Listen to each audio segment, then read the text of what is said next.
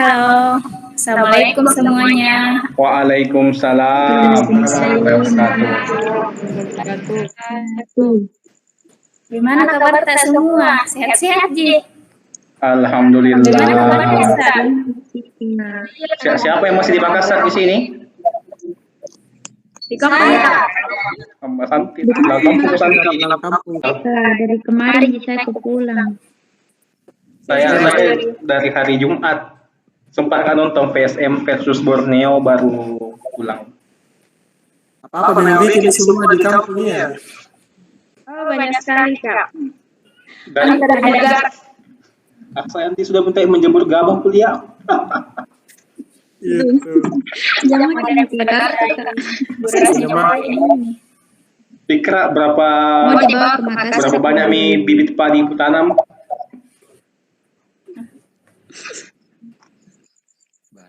Panen di sini. Banyak itu. Hari apa sih semua lebaran? Kalau saya sih lebaranku hari Jumat tanggal 21. Kalau saya tanggal 22 hari Sabtu ikut ke pemerintah. Bisa juga. Tanggal 22.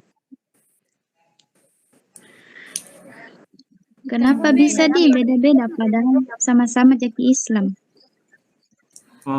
Yang setahu yang pernah aku baca di websitenya Suara Muhammadiyah, kenapa bisa beda-beda penetapan 1 Syawal itu karena ada 2 metode yang digunakan dalam penentuan 1 Syawal, yaitu metode ruqyat dan metode hisab. Bagaimana ini? Cocok Mika?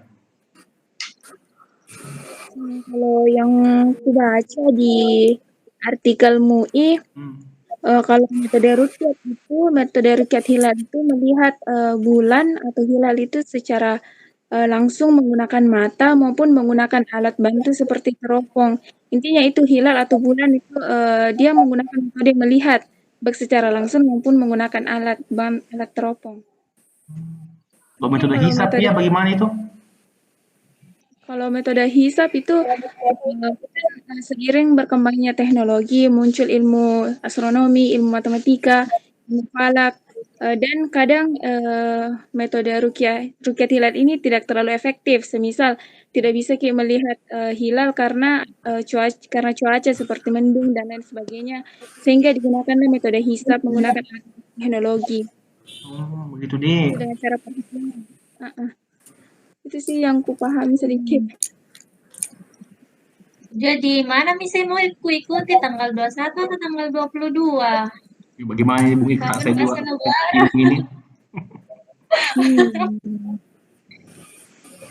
Bagaimana Bung?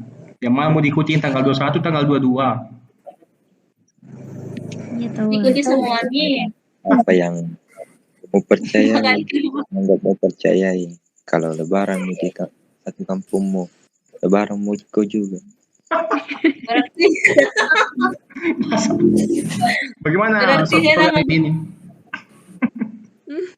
Kenapa? Kan kita kecenderungannya tuh orang awam mengikut JK sama masjid tak. Kalau semisal masjid tak lebaran tanggal 21 ikut mereka, kalau tanggal 22 ikut mereka juga. Kecuali semisal yang betul-betul dia dia paham dan mau memilih di antara kedua metode ini, punya argumentasi, alasan, semisal ada pendiriannya tersendiri ya, mungkin bisa Anda tentukan mau hari yang mana, tapi kalau orang di kampung ya ngikut pasti. Cocok juga. Atau lebaran di kos sendiri, nanti kalian datang bawa kangak boras, kue.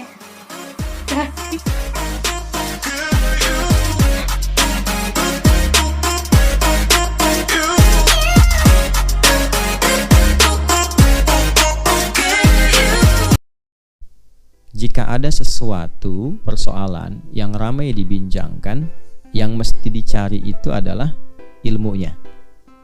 Gitu ya. Bukan melarutkan diri dalam perdebatannya. Apalagi tak punya argumentasi, tak punya ilmu. Itu buang-buang energi. Dan itu ciri diantara keislaman yang kurang baik. Karena Nabi menyampaikan, min husni islamil mar'i tarkuhu mada ya'ni. Ciri baiknya keislaman seseorang itu dia meninggalkan, menghindari yang tidak penting, yang tidak bermanfaat. sudah tidak paham, tidak mengerti, tak tahu ilmu, ikut meramaikan misalnya, maka semakin bergejolak ya, mafsadatnya semakin banyak.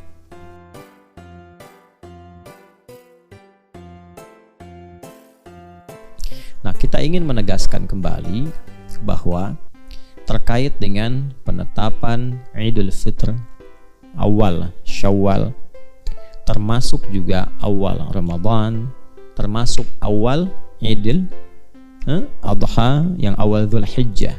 Kalau Idul Adha kan tanggal 10-nya, ditetapkannya di awal Dzulhijjah.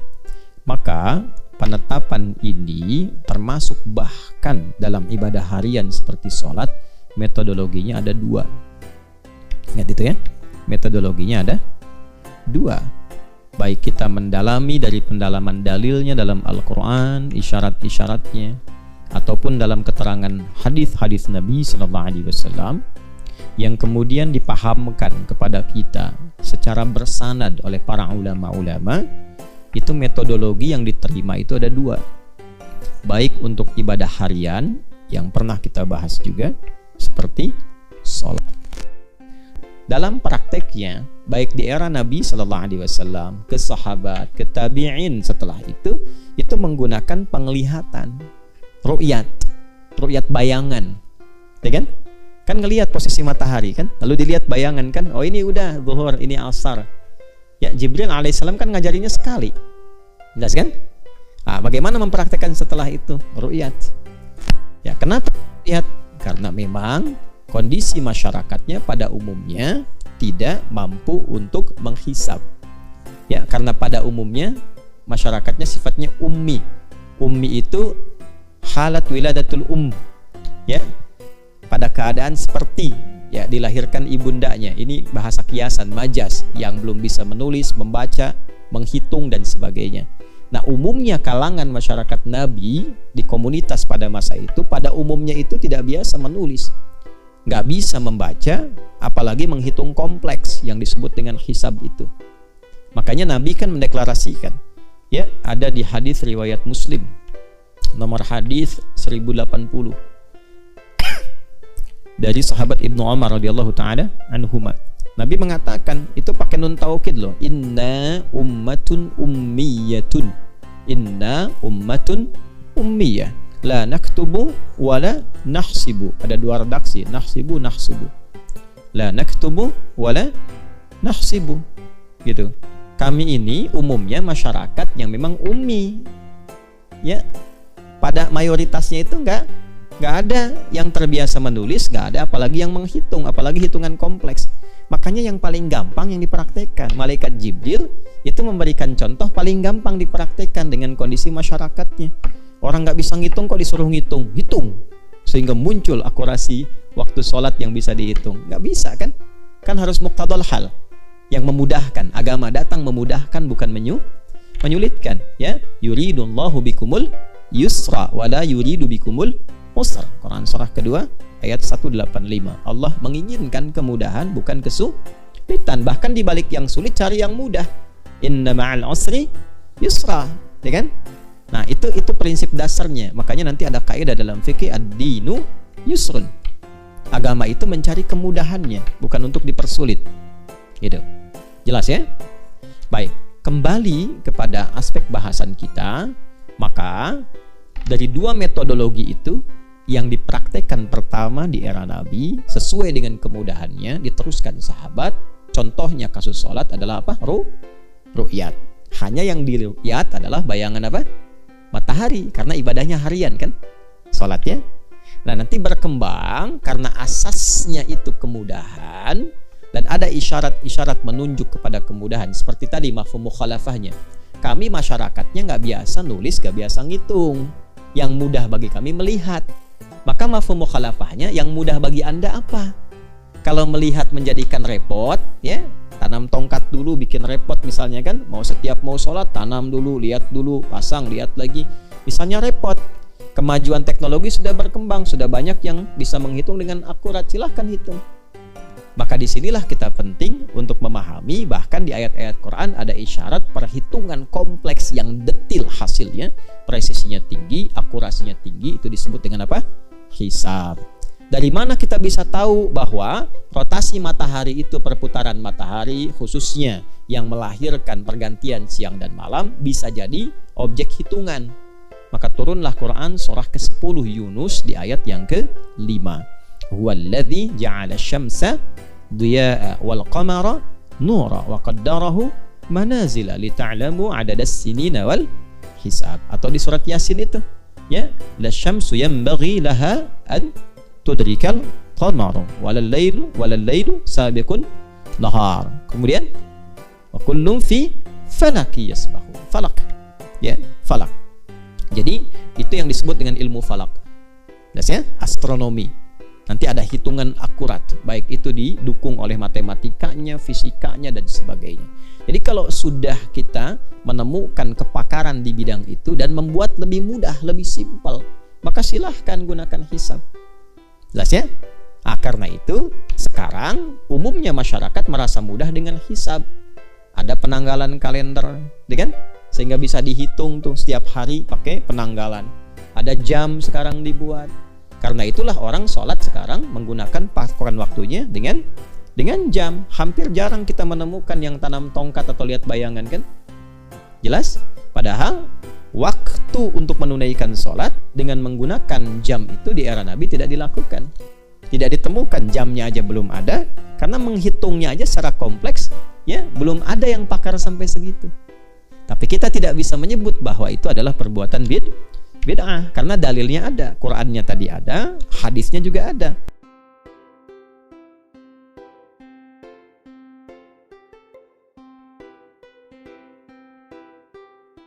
Jadi tidak usah dipertentangkan. Jelas ya?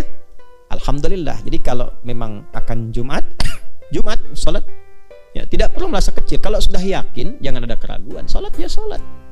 Jelas? Lalu hormati yang Sabtu. Boleh jadi menggunakan tempat yang sama. Ya, di alun-alun misalnya kan, oh ini alun-alun lapangan besar, kebanggaan misalnya kan, ya sudah. Yang Jumat fasilitasi di situ, pemerintah fasilitasi. Yang Sabtu fasilitasi. Jadi indah terasanya. Ya, bukan yang dibesarkan tuh bukan kenapa nggak bersatu, kenapa? Oh, Anda belum paham berarti dasar penetapan dalilnya. Jelas? Ya, oh yang kunut aja ada, yang tidak kunut ada. Sekarang nggak ada masalah kan? Yang salah itu yang nggak sholat subuh kan? Huh? Jelas? Baik, jadi yang Jumat boleh. Kalaupun ada yang Sabtu boleh. Yang salah bukan yang tidak sholat. Yang tidak sholat pun kan nggak salah karena itu sunnah kan? Nggak dosa kecuali kalau mengingkari sholatnya baru itu salah. Yang salah itu yang berselisih. Ya, mencari peluang untuk ribut ya di atas persoalan dalil yang memberikan kemudahan. Jelas? Ya, mungkin insya Allah generasi antum ke depan tuh bisa ijtima', dirumuskan yang paling nyaman, yang paling enak. Ya, kalau menyatukan semua itu rasanya itu nggak mudah dan nggak akan tercapai semuanya karena kecenderungan ilmu itu bisa berbeda. Sepanjang fasilitasnya memberikan ruang-ruang untuk memilih, untuk kemudahan, bukan untuk perdebatan. Ingat, untuk kemudahan. Mudah itu nggak harus selalu sama. Jelas? Bagi seseorang mudah naik kereta, yang satu mengatakan mudah pakai pesawat. Tapi kan yang satu takut ketinggian. Ya kan? Terus ada yang ketiga takut kekencangan. Pesawat kencang, kereta kencang, dia milih pakai bis. Itu kan? Ada yang keempat, aduh nggak bisa nih. Bis kadang-kadang juga resikonya tinggi. Kelok-kelok begini, dia pilih pakai beca. Bayangkan dari Jakarta ke Semarang pakai beca. Tapi kan itu pilihan. Jelas ya?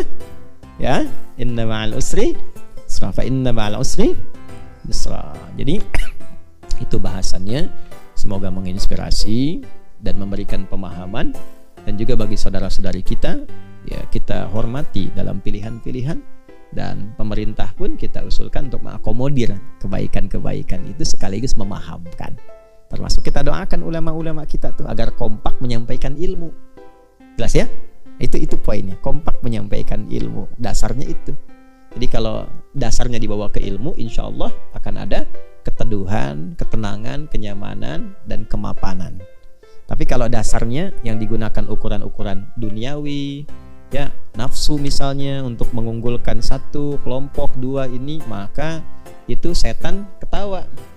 Dan peluang bagi setan menggoda makin banyak. Sementara kita puasa Ramadan untuk menaklukkan setan. syaitan dan hawa nafsu. Ya.